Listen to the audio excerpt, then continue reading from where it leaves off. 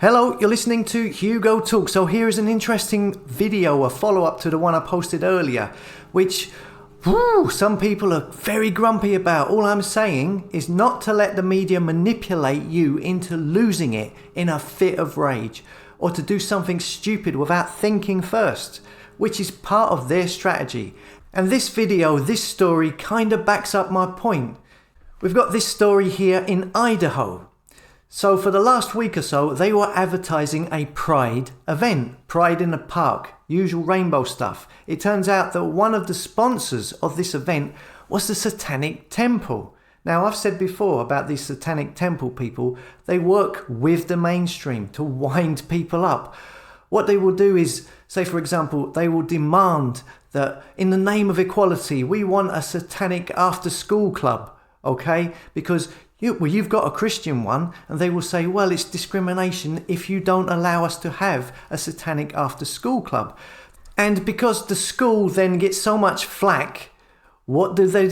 They say, okay, we won't have any religious after-school clubs at all, okay? It's a way of removing Christians or other religions. The Satanic Temple don't care about having an after-school club. They just want to stop all the other ones.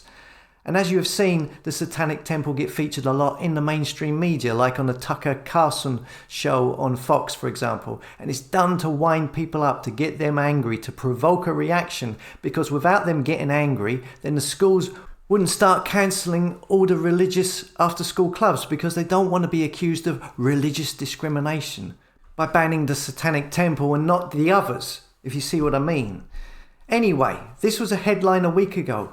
Family-friendly Pride event features unbaptisms by Satanic Temple. Drag dance party. That's some title for a headline, isn't it? Unbaptisms. Now, the Satanic Temple have been linked many times with the LGBTQ Pride events.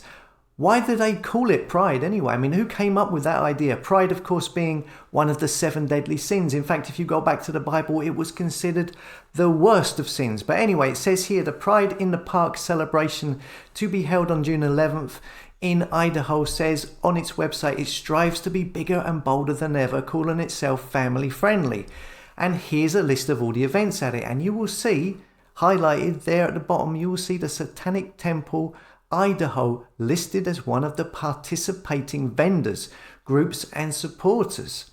And the Satanic Temple advertised their booth at this Pride event on Facebook with a post that said this: "We are so excited to announce that we will have a booth and be participating at Pride in the Park event next Saturday, June the 11th from 10 a.m. to 3 p.m. The Satanic Temple Idaho says in a Facebook post, we will have merchandise for sale, be offering support to our community and performing unbaptisms for those interested.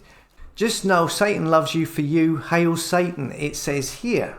So at this family-friendly Pride event, the Satanic Temple were offering unbaptisms, and are apparently exactly what they sound like, former Christians undergoing a ritual in which they reverse or undo their baptism at a family-friendly event, a Pride LGBTQ event. You see, you've got to think to yourself, are these people sitting there and thinking, what can we do to cause the most outrage and provoke a reaction? Oh, I know, let's say we're going to unbaptize children at a Pride event. And then we'll talk about it and promote it all over social media.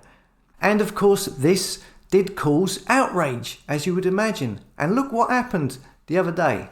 This happened this afternoon, just a few blocks from that Pride parade, a parade that drew hundreds of people to downtown Coeur d'Alene. Law enforcement says they've been tracking this group and suspects that all the individuals detained showed ties to a white nationalist organization.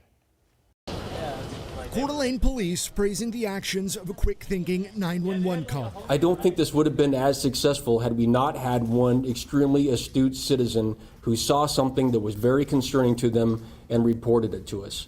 Saturday afternoon, that person reporting a, quote, little army loading into the back of a U-Haul. 10 minutes later, police make a traffic stop. This video shows the moment that truck's door slides open. 31 people arrested, all with suspected ties to the white nationalist group Patriot Front. They had shields, shin guards, and other riot gear with them, including at least one smoke grenade.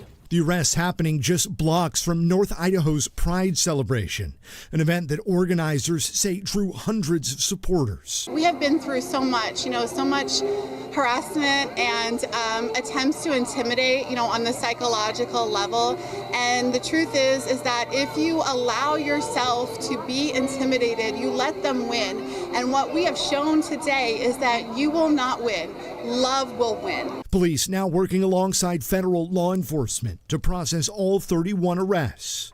The men representing at least 10 states, including Washington and Idaho, and as far away as Texas, South Dakota, and Virginia, all held on conspiracy to riot, a misdemeanor charge and a jail stay. Police are confident may have stopped something far worse from happening. Police are commending the quick thinking of that 911 caller. They also say they've been working with the FBI and have been monitoring various group communications ahead of this weekend's Pride event. In Seattle, Sebastian Robertson, King 5 News. So look, I don't know if this is a staged event or not. The media, the police are claiming that this group were going to target specifically that Pride event in Idaho, the same one that had the Satanic Temple and the unbaptizing booth, which they were promoting all over social media. And you have to wonder, is it on account of them posting online about the booth and the unbaptizing, and was it done deliberately to bait them? There's a lot of talk of this being a staged event online. I'm not sure, not had time to look into it, but what's interesting is that the Satanic Temple, after advertising online about being at this event, about doing these unbaptisms at this Pride event, they pulled out of it just the day before it was about to take place. And then you get all of this happening. Now, if it's for real, then have these people been provoked by these stories? Is that what it was all about? It's hard to tell with anything these days reported because you can't trust anything you see anymore. But this is what I mean. There is most definitely an agenda going on here, but part of that agenda is to deliberately antagonize people so stuff like this happens, and then they use that stuff, that situation, those people who have been provoked and have reacted, and they exploit it to give them positive coverage or to play the victim. Anyway, someone just sent me this. I thought it was interesting given my first video today. Okay, as always, thanks for listening. Come and subscribe to hugotalks.com and I'll see you later.